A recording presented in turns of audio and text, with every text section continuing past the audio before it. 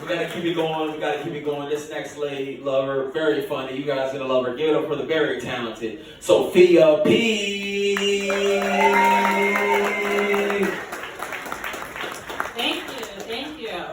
All right, so I'm just gonna cut to the chase. Times are tough right now, right? We all agree. Just to kind of get a feel of the room, who here has a job? If you have a job, raise your hand. Full-time employment? Yeah, all right, fucking show offs. Everyone's always like, I have a job. I do. All right, now here's the hard one. If you are unemployed, raise your hand. You got, I see you. I'm unemployed too, so I feel you, man. All right. It's complicated. It's complicated. All right, don't get all Facebook relationship tests. All right.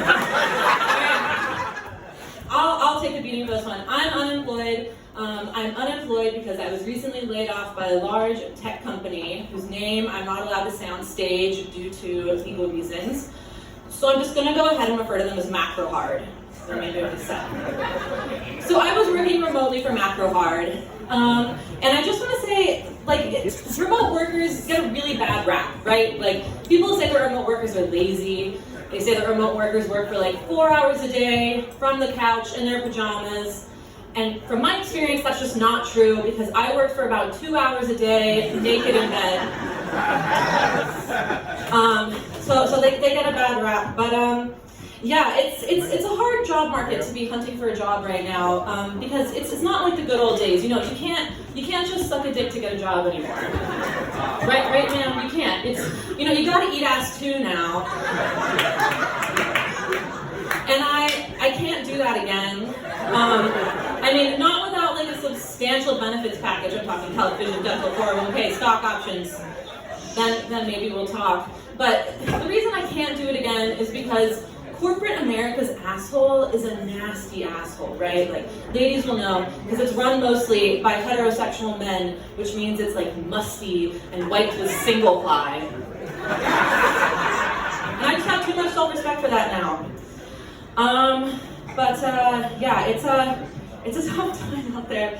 But I'm thinking about getting into a different industry. I've been thinking about getting into the porn industry, but not as a performer, right? Don't get too excited. Not as a performer. Like, I don't have mass naked appeal. Like, you guys know what BDE, right? Like, big dick energy? I've got like BPE, so like big pussy energy. Not as marketable. Not a frequently searched term on the hub. For example, if the fuckability scale is dogs, right? A 10 is like a golden retriever with like long flowing hair and a sunny disposition.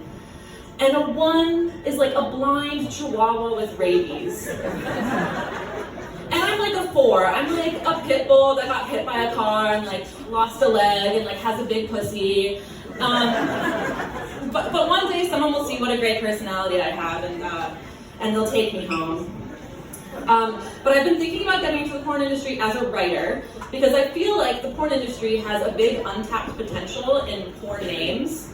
Like, if you think about it right now, some of the biggest porn stars in the game have names like Lena Paul, Owen Gray, Kim Kardashian.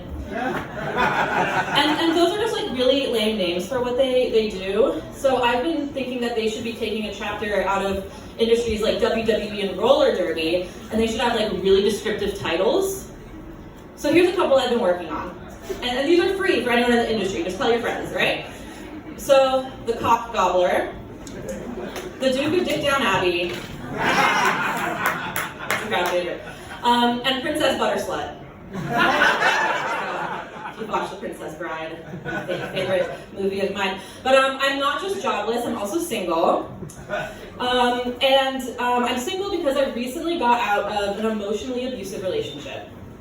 Don't worry, it's gonna get fun again in a second. I was in an emotionally abusive relationship, and that's a really hard thing to explain to people, like especially my 91-year-old grandmother who was married in the 50s, right? Like I told her, like, Grandma, I was in an emotionally abusive relationship, it was really hard, and she was like, oh, did he hurt your feelings? Grandma had me lobotomized. Grow the fuck up. I burned dinner and he kicked me down the stairs. So yeah, it's she doesn't really get it. But I am dating right now, and I just want to say that I hate dating because I just want to get to the point in a relationship where I can watch a full feature-length film without somebody like putting a dick in my face, you know? And ladies, that's like 6 months on average, right? Like about 6 months before you can like sit down and watch Shrek without being like, God, damn it. What's your name?